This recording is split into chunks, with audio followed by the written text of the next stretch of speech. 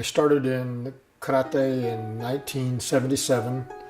I came to Pittsburg State University from McPherson, Kansas. And the very first week we were here, we heard there was a karate class held at Pittsburg State University. It was kind of a club, not really a class. So a group of us were curious about it, so we attended. And at that time, I met Dean Heinitz, who was my first instructor. He happened to be a brown belt in our style of karate, which at the time was called Shito-ryu Itosukai. And our chief instructor was Fumio Demura from California. And we looked quite different than we did today. We all had much longer hair. And that was a pretty good group, mostly all adults. Demura Sensei, Fumio Demura, made a trip back to visit Joplin, Missouri. And he stopped over and gave our first test there at Pittsburg State University. We were pretty intimidated. We'd heard the legend and knew he had was quite an established and world-renowned martial artist. So for him to come to Pittsburg, Kansas, and Pittsburg State University was a pretty big deal for us, a bunch of us rural people.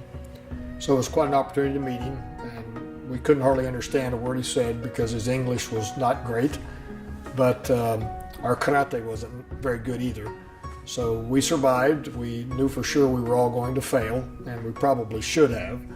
But we found out later that we passed our first test at that point. Then when I graduated from Pittsburg State University, I left the university for employment purposes. Well, as I continued my career out in Utah, I had one of my mentors at Pittsburg State University. They called me and asked me if I'd be interested in coming back to fill a graduate assistant's position. After I got my graduate degree completed, about a year and a half later, an opening came up in our construction department. And I was being fairly young, I thought I didn't have a chance at it. And I interviewed for the position and was fortunate enough to be a very young faculty member at Pittsburg State University. My career at Pittsburg State University has been over 30 years. I was able to help the program grow, and we continue to grow ever since then. Today, we're one of the larger departments on campus. I was able to rekindle my efforts in training. At the time, we were training at Pittsburg State University, but we had the opportunity to start renting this facility in. It used to be the old Kansas Teachers Credit Union, but this is where we really started with our own dojo and not just a club at Pittsburg State University. Randy Buchanan was our chief instructor because I had a role at Pittsburg State, and Randy had stayed here when I left, and so he had seniority over me, and so he maintained our chief instructor status for several years. He decided to focus and do the classes at the university. We still maintained our karate classes there, but then he turned this facility over to me, and I became the chief instructor here at the dojo. In the late 80s, early 90s, we also moved from being Shotokan based to Shito-ryu based. Traditionally, Shotokan was a very strong style of karate. Long and linear and strong. That's what epitomized Shotokan karate. Shito-ryu is a little bit higher stance-wise, but very mobile and very flexible in mobility. So if you combine the two together, you get speed and mobility, and you get powers. So I think what we gain from our style that's unique is we emphasize speed and power together, and flexibility and mobility.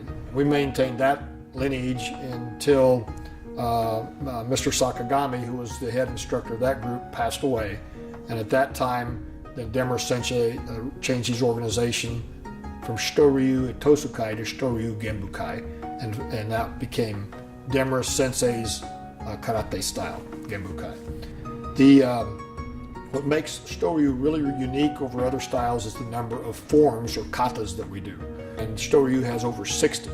Many other styles have, like Shotokan has 20-some. Katas are a way we develop individually, so that you don't need an opponent or a partner to practice kata. I wanted to try karate. I tried it when I was young for just a couple of weeks, and so after I'd been here for about 2 weeks, then I met Jim in class, and he was instructing. Jim is one of those teachers that you just want to have. He's just natural at it. He makes things easy and enjoyable. He doesn't just teach you a move. He teaches you the meaning of the move, what's behind it. He teaches the history. I was in awe of his ability. He is a tremendous teacher. Like I said, he has this natural gift that makes you just feel at ease.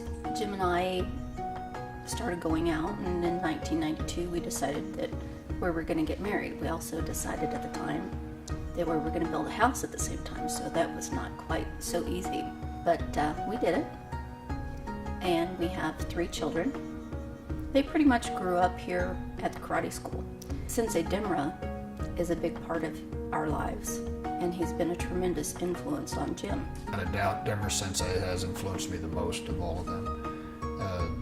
Even though he wasn't my direct instructor, we were directly under his lineage, and every year I had the opportunity to train with him. I traveled with him to Japan several times, traveled to him other places, and he is just a master of what he does. He is without a doubt a master karateka, a master teacher, and a master at demonstrations. I don't think anybody has ever done demonstrations as well as he does. Part of it's the reputation that Demra Sensei carries, but ultimately it's just the philosophy, the attitude, the respect, the history, the culture that he brings to the martial arts that I think is so important to me. Initially, we probably didn't expect when we moved into this facility that we would be here as long as we have been. He has made this dojo a big success. If you look at the history of martial arts in Pittsburgh, you've seen a lot of schools come and go. We are the school that has been here. We've never closed. He's a part of the community. He volunteers to do self-defense. He does sports programs for Pitt State. These aren't paid events. This is them giving their time, trying to help the community, to better the community, and to help people's lives.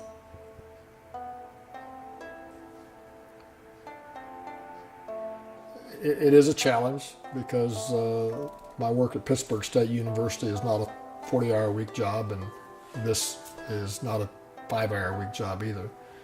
So it's not uncommon at Pittsburgh State that I'm working 50, 60 hours a week, and here at the dojo, 15 to 20 hours a week. I've been very fortunate, though, that I have good support at both locations. It does impact our family. It did. I mean, my kids and my wife at one time all did karate, and so that was kind of a thing we could do together that didn't cost a lot of money.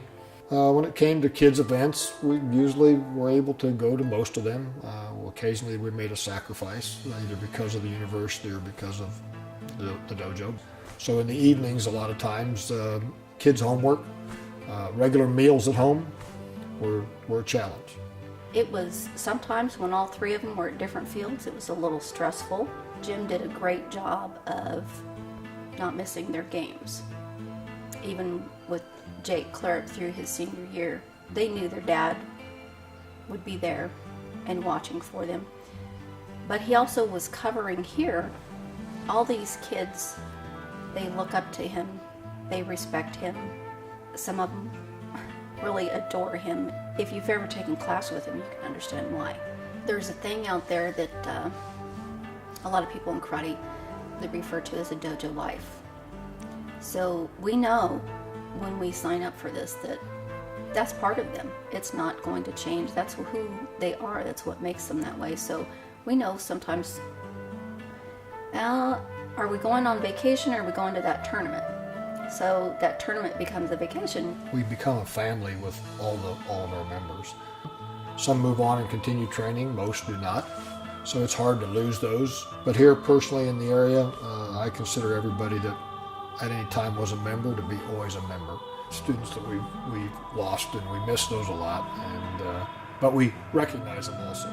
We always try to keep them if we have a yearbook or we have a special event, we always recognize those that have passed on that were members of here. Wayne Murray was one of our early students. We trained together. He He was training with us when we were out at the university. We knew he worked in Fort Scott and had a business up there, and for years he continued training, and then he brought his daughters down here. Life got in the way, and he had to focus more on his business, and so although we stayed in touch with each other, the training didn't. Then we were notified that Wayne passed away, and unexpectedly because of a heart attack. Drove up to Fort Scott and attended the funeral. When my father passed away, a lady that my mom worked with told Mr. Otter and his wife that my father had passed away, and I didn't see him at the service. It was a couple of days later. I was reading through the guest book of everybody that had signed and had noticed their name and thought that was really cool because tragedy happens. You try to contact as many people as you can, and I didn't even think to let them know. But knowing that they had come, even though we had been kind of gone for several years, was very cool and very appreciative to myself and my family. We've unfortunately lost several students that have passed away. Dad, Wayne Murray, and Lori Black was another adult student. Andy Denton was another good friend of ours of the dojo, and Neil Moore was another student. More recently, Caleb Koenig was another student. His mom is actually one of our black belts here, and then unfortunately, Derek was another student that we had that we lost. So it's they're gone, but not forgotten. Derek, he was a student here, trained, was a great student. Took some time off during high school, and we had conversations right before he passed away about him coming back when he got into college. I like competition and tournaments because I think it helps students grow and develop. They're pretty proud of it when they get their first belt or when they go to their first tournament and get a trophy or a medal or anything. And so when you see that, it's worth everything. I'm telling you, it's worth a lot. Now, to be honest, we're fairly selective on which tournaments we go to because we want to go to tournaments that have a good reputation for safety and for fairness. When we started making the commitment to have a regional tournament, we wanted to do a very good job of that. So we tried to identify good facilities and invite only schools that we could relate to. And so we were an invitational tournament only. We started literally with 30 or 40 students, and we've grown to around 200 competitors every year. It probably places us in the largest traditional invitational tournament in the Midwest. Mr. Otter runs a pretty tight ship on how things are done. So does, the end result is, our number one goal of safety and fairness. We kind of push ourselves and a little bit more a professional look and attitude. Not that we're, better than anybody else, but we kind of have high standards and push ourselves to meet those. Our tournament weekend, we have a seminar here at the dojo on Friday night, then we have our tournament all day Saturday, we have a banquet Saturday night, and then Sunday we have seminars that Denver Sensei puts on for our students. And then this year we're also going to try a seminar on Monday night. He wants to do a special self-defense seminar. I don't think he would be the same man if he didn't have both. It balances him out. Karate is probably more than a sport to me. It's more of a lifestyle. It's a mental lifestyle. It's a philosophical lifestyle. It's a culture to me. I like that culture. I like that philosophy. I like what karate has done for me.